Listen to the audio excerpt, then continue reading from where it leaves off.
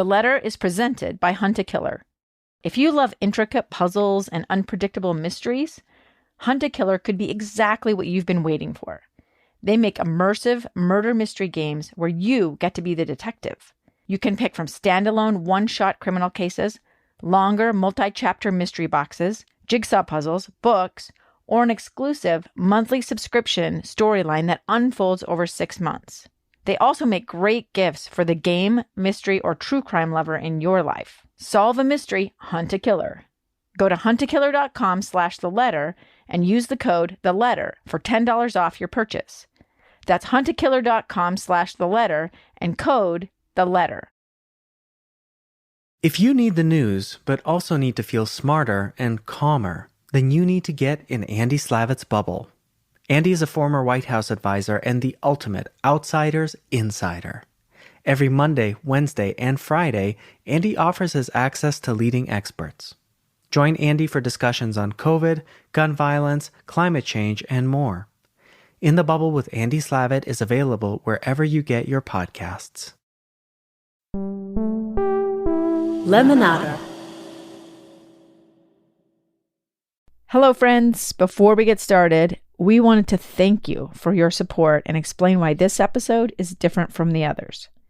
We were so overwhelmed by the support for The Letter that we decided to release episode 3 early on Friday. But we still wanted to drop something in your feed on our regular Tuesday release day, so we're giving you a sneak peek into the world of bonus episodes. These episodes are usually only available when you subscribe to Lemonada Premium through Apple Podcasts. You can get all the bonus content offered by Lemonada in the Apple Podcast app by clicking on our podcast logo and then click the subscribe button. We hope you enjoyed this little extra, and again, we cannot thank you enough for all of your love and support for our podcast.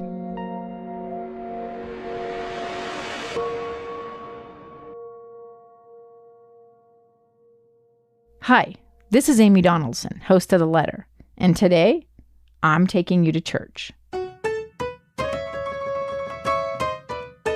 Let me explain. In the summer of 2021, I ran into an old friend, and I told her about the podcast I'd been working on for nearly 3 years, The Letter. A couple of days later, she called and asked if I thought Cy Snar, the mother in the podcast whose son was killed, would speak to a group of women from her church about forgiveness. She, like Cy, is a member of the Church of Jesus Christ of Latter-day Saints. I said I'd pass on the invitation. Cy was willing to speak to the women, but she had a condition: that I speak at the gathering with her. I was reluctant for a few reasons, but especially because, while I was raised a Latter-day Saint, I haven't practiced in nearly 32 years. I thought it might be a little odd for me to speak at a church meeting. But both women assured me this would not be an issue, and what they wanted from me was a little insight on why this story resonated with me. So that's what you're about to hear. A little behind the scenes and some hints about what's to come in the podcast. The meeting took place in September of 2021 in a multi-purpose room at an LDS church in Salt Lake City. Cy spoke first, and we'll share her remarks in future bonus content. Then I addressed the room of about 50 women.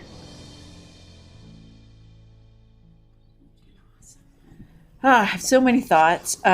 First, let me say how I found out about this story. I knew Cy. I covered crime and corrections when Zachary was killed. I was not actually on the beat the night he was killed, so someone else actually wrote about his murder. But I wrote some follow-up stories, and we just connected these dots. Sat in her living room with her and did a story about what it was like to go through the first holidays, the first birthday, the first Christmas after you lose somebody, especially in sort of an unexpected and a violent way where you kind of are filled with these questions about why is this happening to me? And I think it's important for you to understand that in the 90s, we were using the death penalty pretty aggressively. 7 people were sentenced to die in the 90s, which is more in the rest of the decades in modern Utah history, since the death penalty's been back. That's the most we've ever sentenced to die. In the same decade, we actually executed 3 people, also the most. that was a very real possibility in their case. And had they pushed it, George would have been on death row. I don't think there's any doubt about it. You can listen to the podcast for all those details. But so I found out about it from a friend of mine who was a running friend, and the woman who delivered the letter is actually his aunt. And he said, you got to do a podcast on this story. And I just started podcasting in 2016.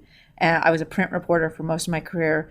And we'd been talking about podcasts we loved and kind of some goals we wanted to do. And I had no interest in doing a crime podcast. I said, I'm going to do something about running, and I'm going to do some stuff with veterans. I had all these other goals.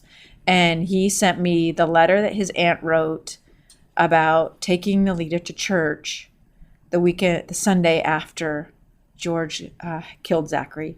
And I was sobbing, and I said, I don't know what I need. I didn't even think I need to write this story or I need to make a podcast. I just thought I need to know these people. And I prayed about it, and I said, God, I feel really lucky. I have had the greatest job my entire life. My job is my church because I learn, I'm inspired. People that I've met have made me a better parent. They made me a better person. And I read this letter, and I just thought, I need to know how this story goes. I need to know.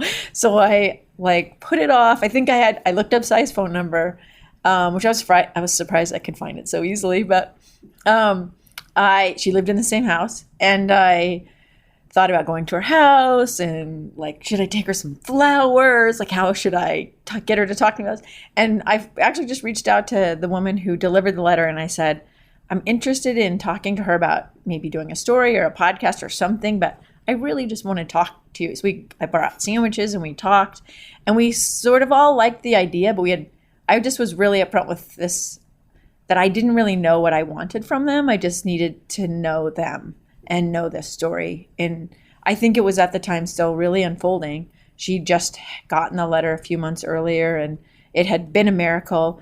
And we did an interview. We did a sit-down interview in my little studio I made in my house. It was my stepson's old bedroom with blankets hanging around, and my dogs kenneled out shh, don't, everyone have a treat so we can be quiet. It was just, I can't even tell you that 2 hours was just, I felt in my soul, this is what this is not an accident. And then she broke my heart a month or two later and said, I changed my mind, I don't want to do it. And the woman who delivered the letter said, I changed my mind, I don't want to do it either. And the only person who was willing to do it was a woman who'd survived the shooting.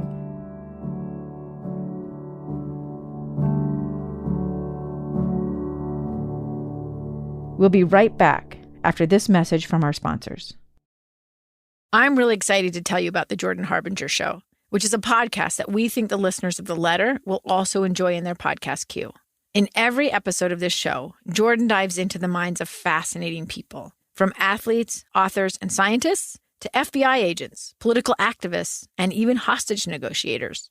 Jordan Harbinger has an undeniable talent for getting his guests to share stories that they may never have shared publicly before. His conversations are full of never-been-heard-before stories and thought-provoking insights. And without fail, he pulls out tactical bits of wisdom from each guest, and you can't help but be a more informed, critical thinker. A recent episode had me examining my own life. It was with financial psychologist Dr. Brad Klontz on how our financial choices are often the result of beliefs and habits that were instilled in us as children. It was fascinating. But honestly, with new episodes every week coming out weekly, the top spot for my favorite episode is constantly evolving.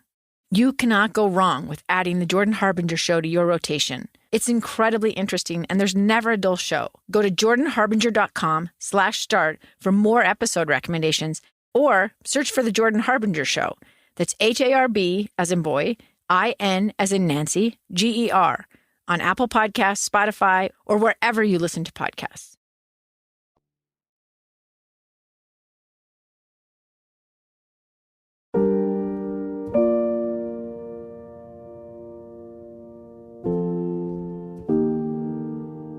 I prayed about it a lot, and I just said, you know what?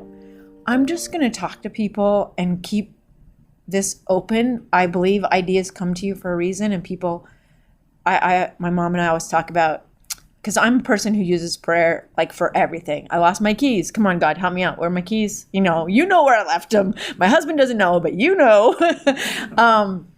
And so I joke a lot about that. My praying to me is very like I don't always treat it, I think, with the reverence that it maybe demands at times. And I just had some experiences where I felt like just do your job and be open to the possibilities and keep talking to people. And maybe when you have time, do a little research. So I did like one interview every 3 months, and I talked to the lawyer who represented I called them, and they were like in shock. They couldn't believe this happened.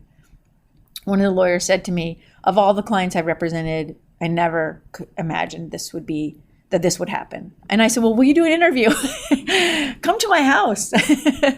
And so I just interviewed slowly over time. And then I didn't really know what I was doing. And I got to this point, and the year of COVID was really hard. I wrote a lot about people who lost someone to COVID, and people whose lives were changed because they got long COVID syndrome, or I was down on the Navajo Nation 3 different times, and people lost their businesses. And and then there were a lot of I was covering protests all the time, and it just felt every day like a lot of pain.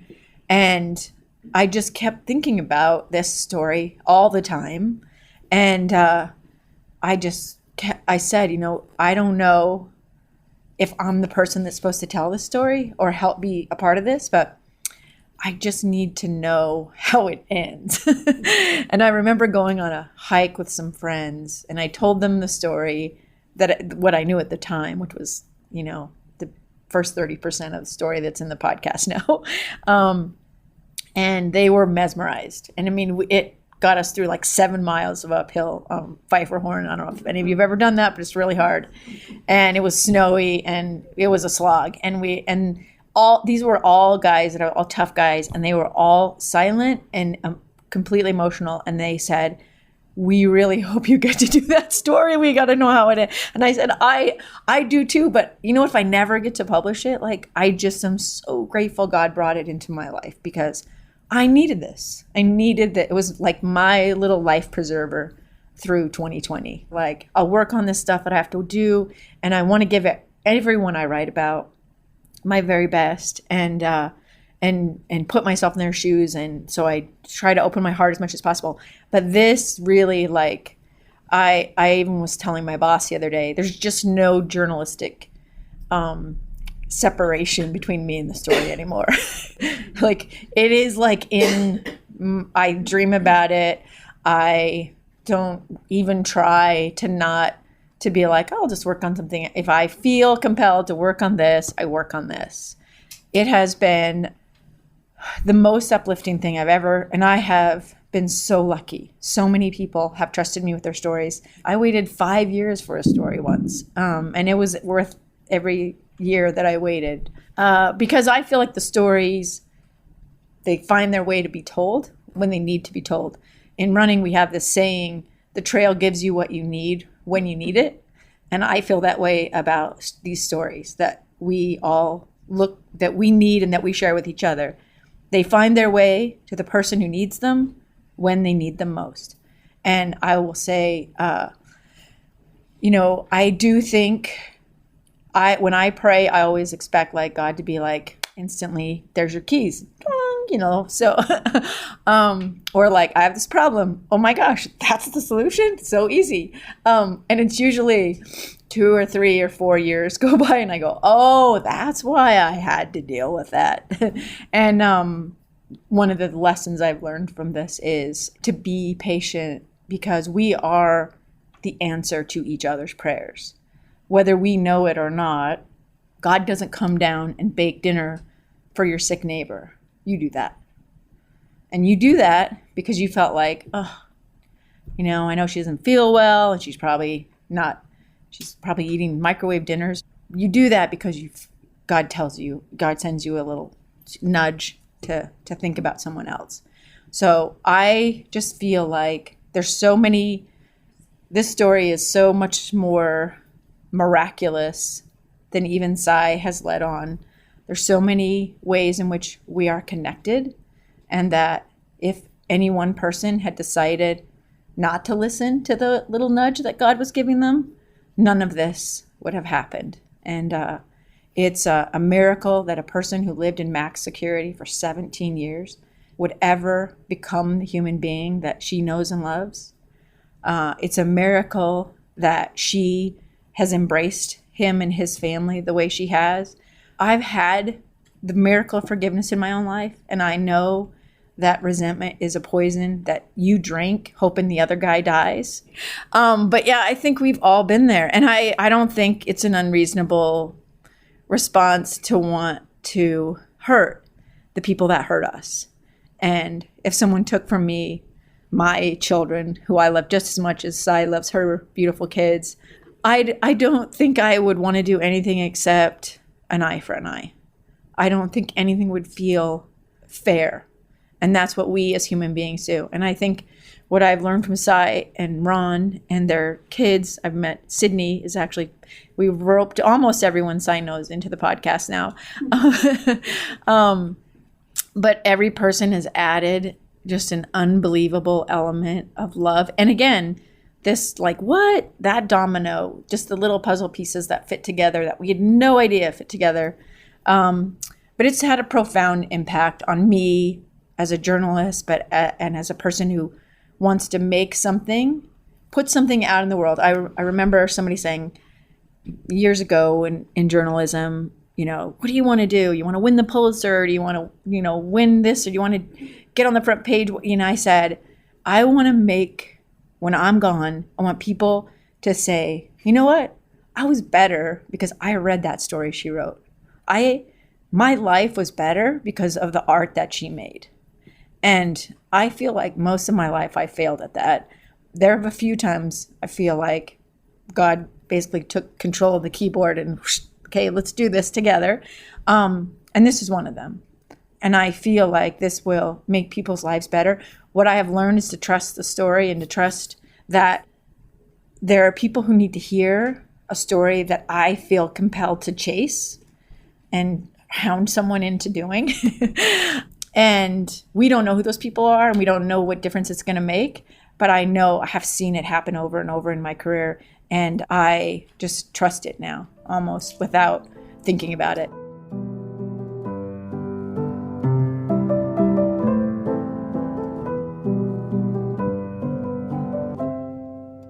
We'll be right back after this break. In my life, there's never enough time to read all the great books that have been written. My days are spent on the move, which is why Audible is one of my favorite apps. While I love reading, there is also something about listening to a story that feels different, maybe slightly more intimate. The best part of Audible is that I can listen while I hike, clean my house, or run errands.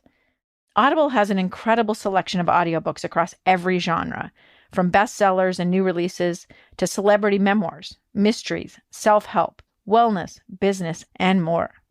As an Audible member, I get to choose one title a month to keep from their entire catalog. Right now, I'm listening to The Nickel Boys by Colson Whitehead. It's based on what happened at a real reform school in Florida for more than 111 years. It's gut-wrenching, maddening, and completely captivating. I also just finished Between Two Kingdoms, a memoir by Sulika Jawad, who spent her early 20s battling leukemia. This one is read by the author, and it's so beautifully written about where the best and worst parts of our lives overlap that I had to buy the hard copy so I could scribble some notes as I listened. Let Audible help you discover new ways to laugh, be inspired, or be entertained. New members can try it for free for 30 days. Visit audible.com/theletter or text the letter to 500-500. That's audible.com/theletter or text the letter to 500-500 to try Audible for free for 30 days. audible.com/theletter.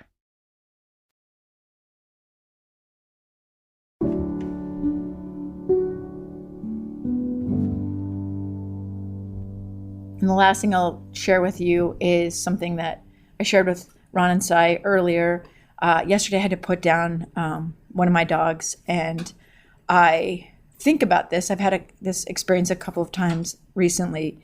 What would you want your last day to be? And I think about that with my dogs, like, oh, I have to take them on a hike, so they go to their favorite trail and they get ice cream, and you have to do all your favorite things in 24 hours. I think this comes from, I have a daughter who was born with a congenital heart defect, and when she had her open heart surgery at 11 months, I was terrified that she was not going to make it. And I felt like we had to live all our lives in the 3 months that I had before I knew she was going to have surgery. And so I did all this nutty stuff and tortured my husband and my children, and I regretted every minute of it because it was just, she just wanted to be with me. She didn't care about going to Disneyland and all the stuff I made us do. She was like, why is my mom dragging me all over and we have to have photos and we have to do, and my kid was just like, just be with me. Let's just have a tea party. And when I was with my dog yesterday, I just thought, he doesn't want to go on a walk. I'm like dragging him around the neighborhood and it's hot and his tongue's hanging out. And I thought, what would you want your last day to be? Because you don't know when it's going to be for most of us. And I thought about Zach's last day, and he did a kind thing for his mom. He expressed his love for the people who were most important to him. He made his sister laugh. He gave everyone something joyful to remember, to hold on to. And he didn't know it was his last day. And he enjoyed a beautiful place with people, with a person that he cared about. And I thought, if that's my last day, I'm going to be so grateful that everything about my day, all the people who know me and love me say, oh yeah, she called me that day. Oh yeah, she waved at me from her truck like a nut job, And it just made me calm down yesterday about my dog and just hold my dog and love my dog and think, you know what? You live all these other, I always say the game isn't decided on the last free throw taken. It's all the other plays that lead up to that moment. You focus on that end, but you have all this other time to do all these other amazing things. And you have to trust that you lived a good life. And I think that maybe is what I've learned most from Zach is just do the right thing when you can. And that's what people will remember from you, not, oh my gosh, he did this, he skydived on his last day. You know what I mean? You always feel like it has to be big and sensational. Maybe it has to be that you cleaned the kitchen for your mom. And I thought, if I did a kindness for my mom and made my sister laugh and made my dad feel special, I would think that was a great send-off. I would be happy about that. I'm grateful to the Snores for just letting me torture them. You have no idea how many I don't even know how many interviews we've done at this point. I'm grateful that I get to work on this podcast and to know all the people involved. I mean, seriously, every interview for the first, 12 interviews was a sob session. I think I've interviewed one person who didn't cry at this point, because it is as one of the attorneys said, this case and what has happened is a life-changing experience to know and to be a part of. It's called The Letter. That's the name of the podcast. If you're interested in hearing more bonus content like this, you can subscribe to Lemonada Premium. You can subscribe right now in the Apple Podcast app by clicking on our podcast logo and then click the subscribe button. The Letter is researched and reported by me, Amy Donaldson. It's written by myself and Andreas Martin, who is also responsible for production and sound design. With KSL Podcasts, executive producer Cheryl Worsley. For Lemonada Media, executive producers Jessica Cordova-Kramer and Stephanie Whittles-Wax. And executive producers Paul Anderson and Nick Piniella with Workhouse Media. Follow us at theletterpodcast.com and on social @theletterpodcast. The Letter is produced by KSL Podcasts and Lemonada Media in association with Workhouse Media.